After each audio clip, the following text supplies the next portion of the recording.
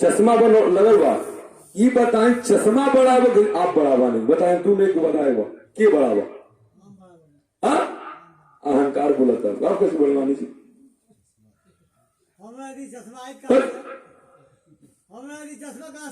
सुनिए ना, चश्मा बड़ा कैसे है? आदमी नहीं हो तो चश्मा का आदमी को लगता है ना, आदमी नहीं। अरे बतिया सुनेंगे। चश्मा कैसे? चश्मा उतार दीजिए कहाँ जाके गिर जाते हैं। हम ऐसा चश्मा 200 बदलेंगे, आदमी रहेगा तभी ना बदलेगा, नहीं रहेगा तो कैसे बदलेगा? क्या बात करते हैं, बात को सुने, आप वो क्वेश्चन मत करें। ठीक है करिए। हाँ, चश्मा आप नहीं बने हैं, जब कहेंगे हम बने हैं। अब वहां कबीरदास की दुहाई याद करिए, जब मैं ताता हरि नहीं अब हरि है मैं नाय, और सब अंधियारा मिट गया जब दीपक देखे आमाय। जब मेरे अंदर अहंकार था तो प्रभु जी का दर्शन नहीं था, माता भगवती कृपा नहीं थी। जब मैं था तब हरि नहीं, अब हरि है मैं नाय, अब प्रभु जी मां भगवती का आशीर्वाद मिल गया। जब मैं था तब अब हरि है मैं नाय, सभी अंधियारा मिट गया जब दीपक देखा मां। जब माता घर में मन ही मंदिर में, मन ही मंदिर भक्तों और दिखा रही है रोशनी, तो फिर दूसरा दीपक जलाने क्या हो सकता है? और सुना, गुरु ब्रह्मा गुरु विष्णु गुरु देवा महेश्वरा गुरु साक्षात पार ब्रह्मा तस्मै श्री गुरुवे नमः। ये बताएं गुरु का पारा ब्रह्मा विष्णु महेश बने हैं कि गुरु जी बने हैं? गुरु जी बने। कैसे? गुरु को माना गया है। उसका प्रमाण दीजिए। से नहीं मानते कि प्रमाण क्या है? गुरु ही ब्रह्मा है, गुरु ही विष्णु है, गुरु ही भोलेनाथ शंकर है, मगर साक्षात पार ब्रह्म नहीं। क्यों नहीं है? क्या ब्रह्मा विष्णु महेश का आप रूप का रंग का वर्णन कर सकते? क्या उनको देखे हैं? देखे हैं? और साक्षात पार ब्रह्मा तस्मै श्री गुरुवे नमः। क्या ब्रह्मा विष्णु महेश भगवान जी के पास गुरु श्री शब्द लगाया गया? बोले श्री नाम किसका है? कौन है बताइए? श्री नाम लक्ष्मी का है। आपके कहने से थोड़ा हो जाएगा महाराज। श्री नाम लक्ष्मी का है, श्री नाम लक्ष्मी का है। श्री साक्षात पार ब्रह्मा तस्मै श्री गुरुवे नमः। उनको क्यों कहा गया गुरु का पारा बड़ा है? पद क्यों बड़ा है? गुरु को आप देख रहे हैं, जैसे मान ले हम किसी के गुरु हैं, चंचल है, मान ले चंचल बाबा गुरु किसी के, तो चंचल बाबा का मुख देख रहे हैं, कान देख रहे हैं, आंख देख रहे हैं, ललाट पे टीका चंदन में टीका देख रहे हैं, पगड़ी चुनरी माई का बधा हुआ देख रहे हैं, पैर देख रहे हैं, चुनरी चुनर पैर, यही देख रहे हैं। इनका रूप को हम देख रहे हैं और भगवान रूप देखते हैं। साक्षात पार ब्रह्मा तस्मै श्री गुरुवे नमः।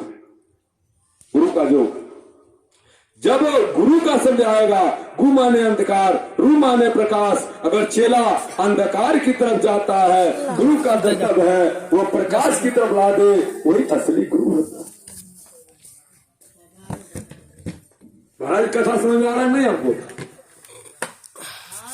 कुशवाहा जी गलती बोल रहे? सही सही है, सही है, सही है। ठीक है, ठीक है, कहिए।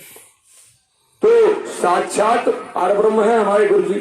गु माने अंधकार, रू माने प्रकाश। चेला अगर अंधकार की तरफ जा तो गुरु का कर्तव्य प्रकाश की तरफ ला दे, वही होता है गुरु। अच्छा, पुरोहित का अर्थ क्या होता है? पुरोहित पुरोहित का अर्थ क्या होता है?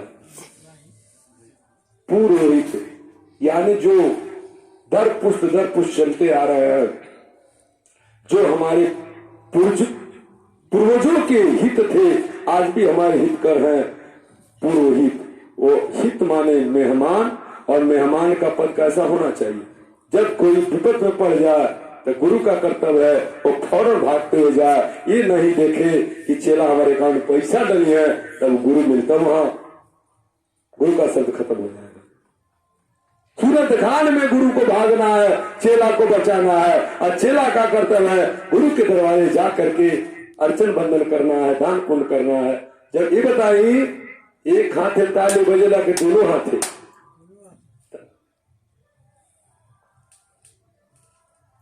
और किसी के आप सुने, किसी से ध्यान से, किसी की यदि आप बुराई करते हो तो अपने अंदर झांक ले। जैसे मान ले फलाने वह बुरा है, तो ये उड़िया को कहा था बुरा है ना, है तीनों उड़िया का कहा था, मान ले है देह निकलो, है तीनों का कहा था।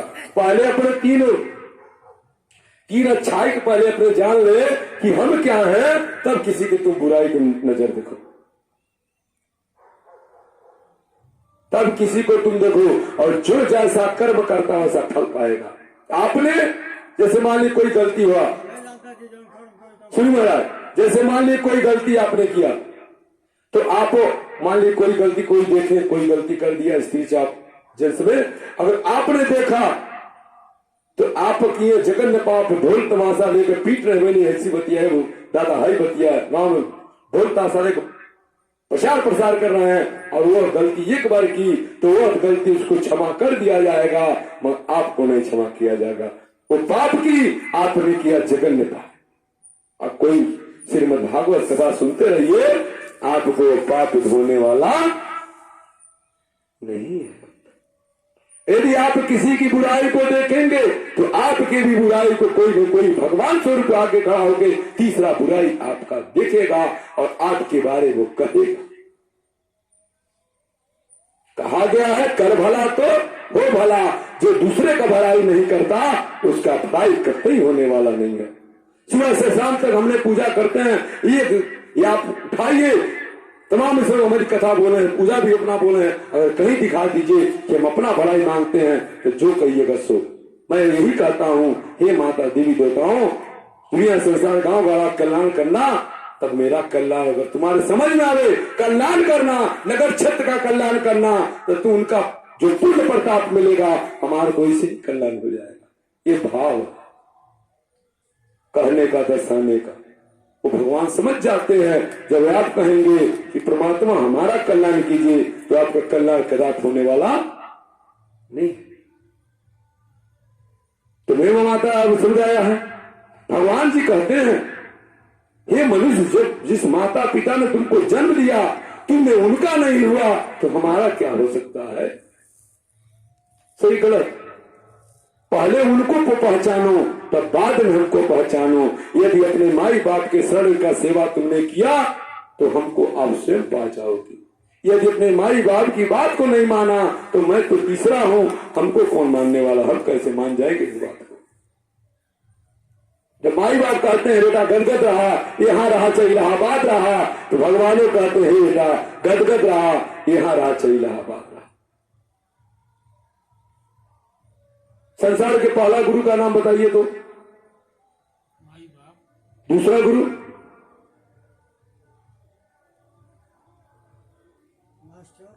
तीसरा गुरु,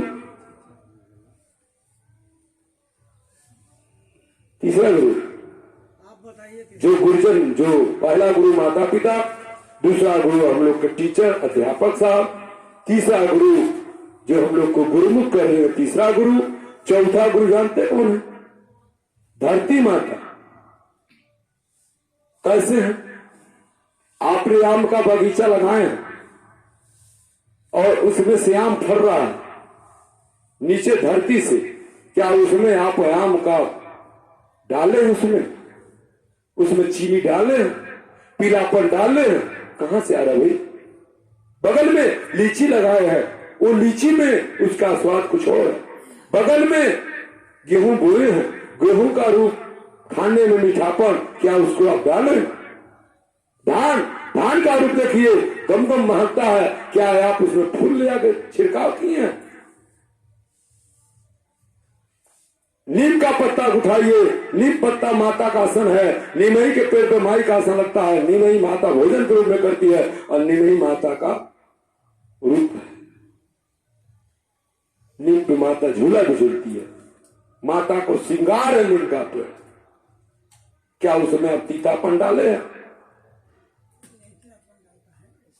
केला को उठा लीजिए, केला का स्वाद कुछ और, बगल में सब लौकी को देख लीजिए, सब्जी को उठा लीजिए, घेवड़ा सरपुतिया तुरई को उठा लीजिए, सबका स्वाद अलग अलग नहीं है। और मैं सब पत्ता को खाता हूं, ये बता रहा है आपको ध्यान से। जिस पत्ता को हम खाएंगे उस पत्ता में गुण मिलेगा जो सब्जी में आप खाते हैं। अगर गोभी का पत्ता खाएंगे तो जो गोभी का स्वाद होता है वो भी मिलेगा। आम का पल्लो खाइए, जो आम कच्चा आम खाते हैं उसी का स्वाद मिलेगा उसको। इमली खाते हैं, इमली का जो स्वाद आप फल तोड़ते हैं उसकी पत्ता को खाएंगे वही स्वाद मिलेगा। अमला खाते हैं, अमले को पत्ता को खाइए, डंठल को खाइए, वही स्वाद मिलेगा। क्या उसमें आप गन्ना को उठा लीजिए, गन्ना आप बोते हैं, क्या उसमें 2-4 बोरा छिड़काव करते, चीनी ला घोल के डालते हैं? कैसे मीठा प्रकाश होता है, इसकी महिमा। और दूसरी चीज, जो भी हम लोग उगाते हैं, उगाने के साथ धरती माता को क्या आप गौर फरमाएं, उनके सीना चीर करके अन्न को हम लोग निकाल रहे हैं और भोजन को रख रहे हैं। उस माता के ऊपर क्या व्यतीत होता होगा, गौर फरमाएंगे? उस माता को सोचिए, माता का स्तन क्या है? ये माता, अपनी माता जो हम लोग दूध पीते हैं, वो माता का स्तन जो है वो धरती रूपा है, और उसका जो चीर करके वो स्तन से जो दूध निकलता है वो भी तो सीना ही चीर कर निकलता है। ये को ध्यान लगाएं। ये क्या ज्ञान है? सब आध्यात्मिक ज्ञान है। ये कहीं पुस्तक में ज्ञान नहीं मिलेगा। ये माता भगवती कृपा है। किस कृपा? किस